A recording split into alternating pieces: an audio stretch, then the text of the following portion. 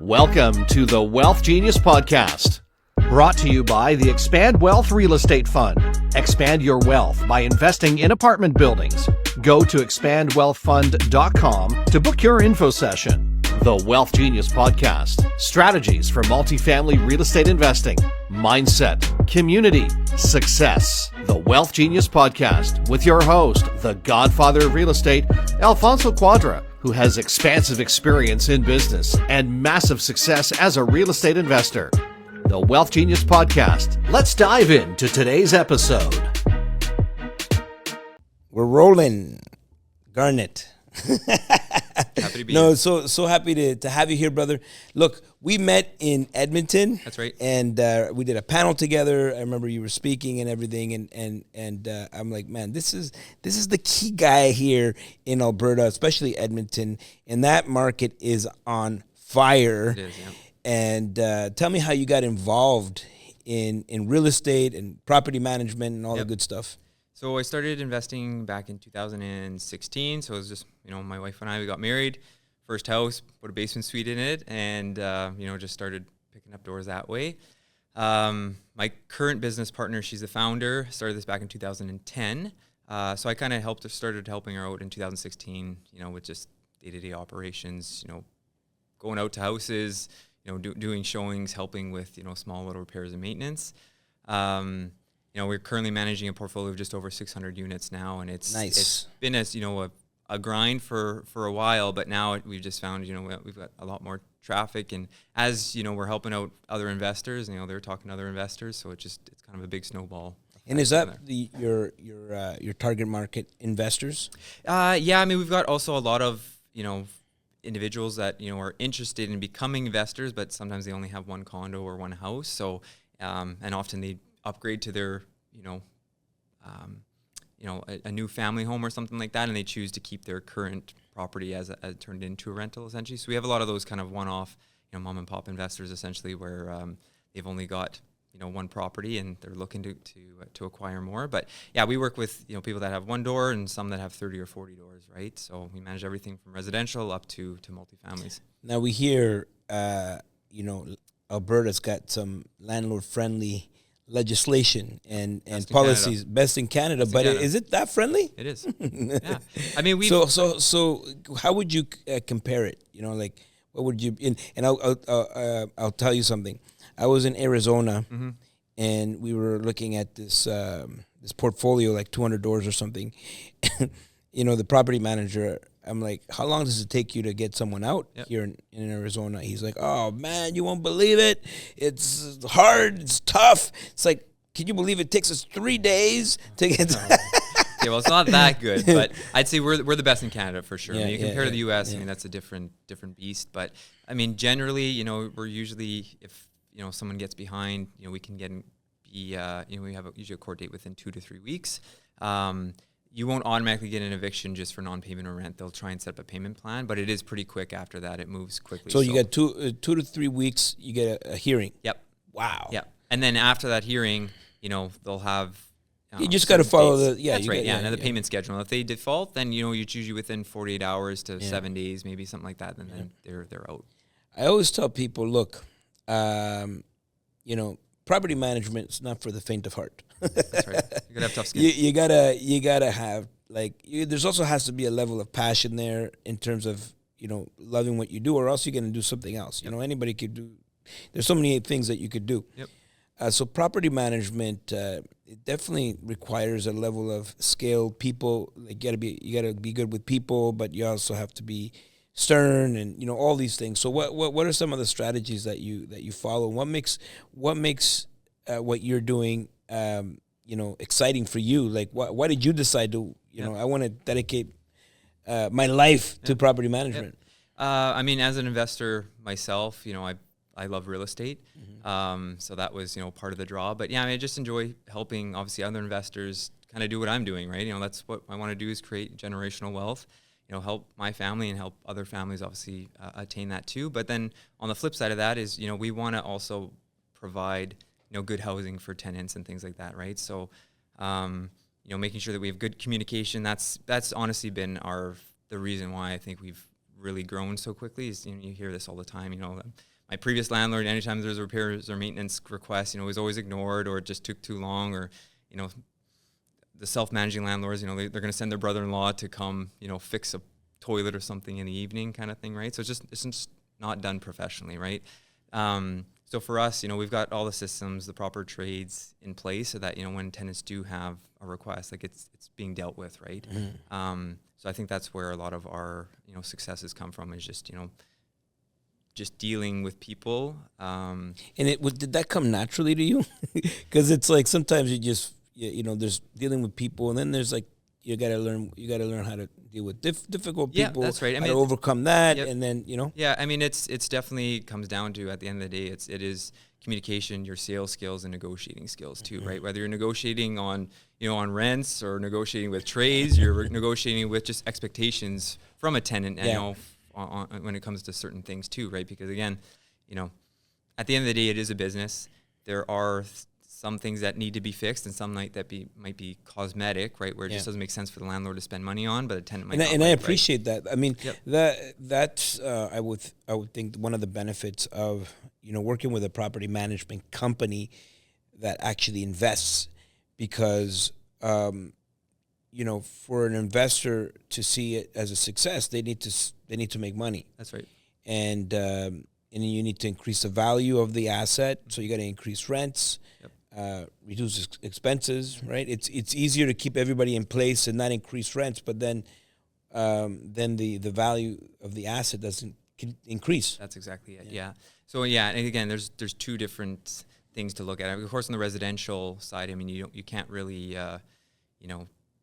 dictate the appraised value of that building just by raising the rents on a residential like you can with a multifamily, right? So on a residential investor, sometimes it is more beneficial to try and retain that tenant long term, because when you have that tenant turnover, it costs you money. Yeah, okay, you can increase the rent a little bit, but you might lose out on a good tenant that was there, versus with the multifamily, like you said, you can push the rents. The value of that building is going to go up too, right? And again, you're going to get a better tenant profile when you turn those units over, and can improve the properties too. And so in terms of reducing expenses, what are some tricks that you have up your sleeve? Well, I was at your boot camp November 1st to 3rd, so I'd say the number one thing are the plumbing things. Like, it's so easy to go into an old building and just look underneath the kitchen sinks, see if there's any water things that are dripping. Like, those are costs, because you're getting charged. I mean, in Alberta, the way it works, I mean, I assume it's the same here, but with EPCOR, you're going to have, you're getting charged for that water, but you're also getting charged for the waste, for all that water that's going down, right, for the sewage. So you're getting essentially dinged twice. So if you got big toilets with 20-liter tanks, like, try and get those to be a little bit more eco-friendly, that are, maybe a 6 or 8 or 10-liter tank, because that really cuts it's a small investment. I don't think it's that big of an investment. No.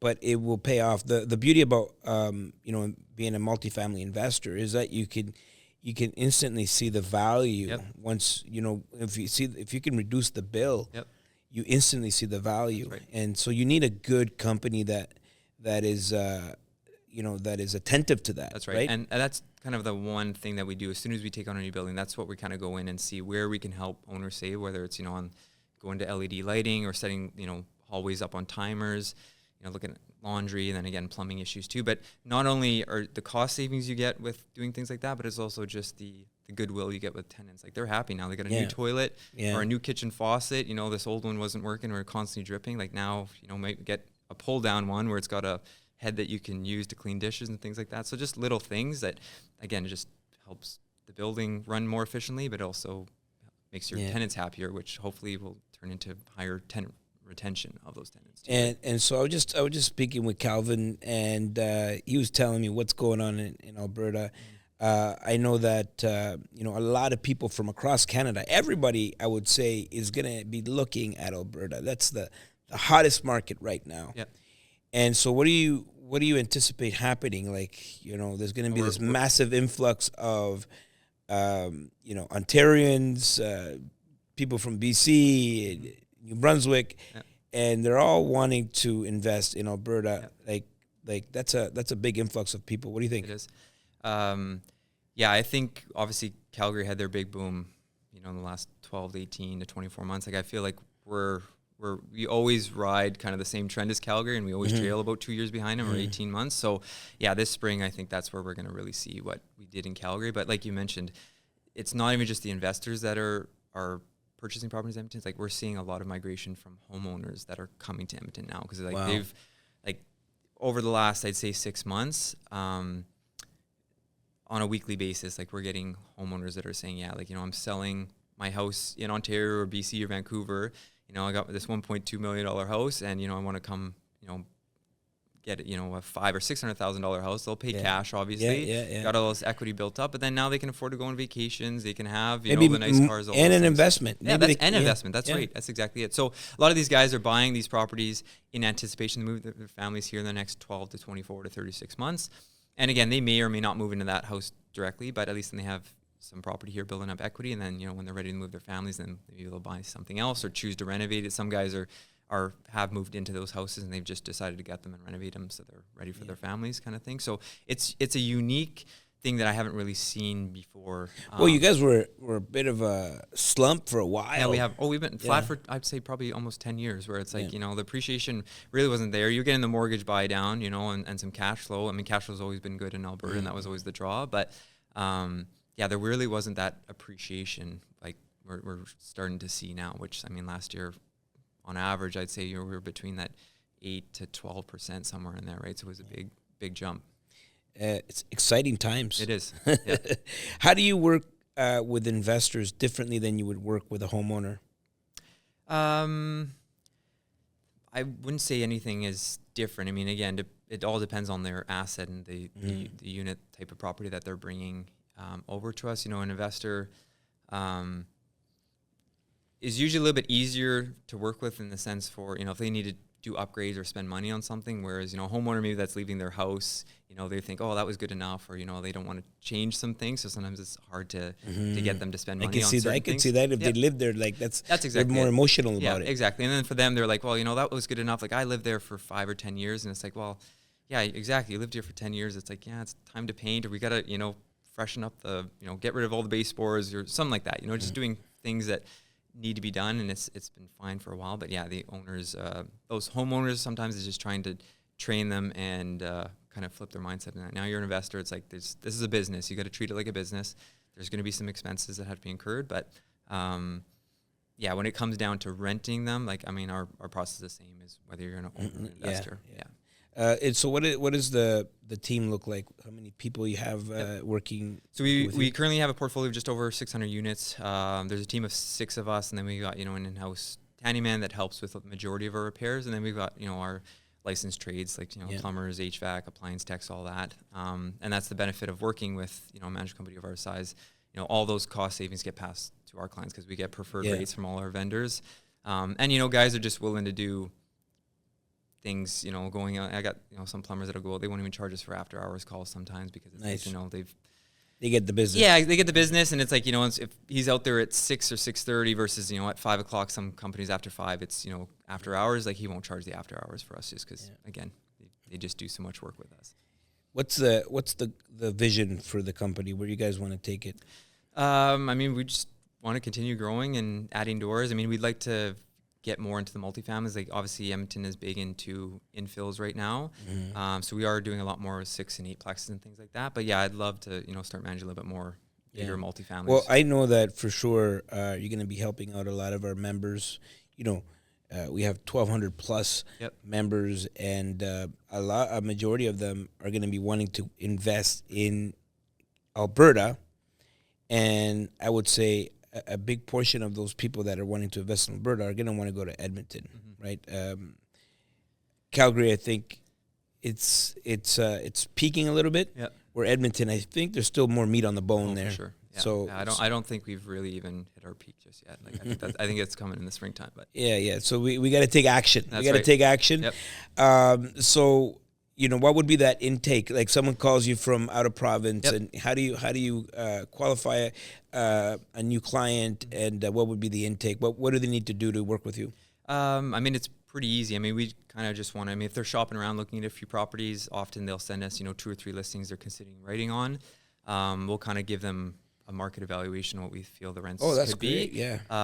So just, we've got that information going. Because again, some realtors, again, unless they're investor focused, really, a lot of these realtors will throw numbers out there just to get the deal done. So it's like, oh yeah, and then they'll close on the property, and then, we have the conversation after the fact, possessions next week, and then it's like, oh yeah, my realtor said I could rent this out for $2,500. It's like, well, the market's not 25, maybe it's only 21 or 22 on this, right? And that changes the numbers and everything. So it is beneficial to have, a property management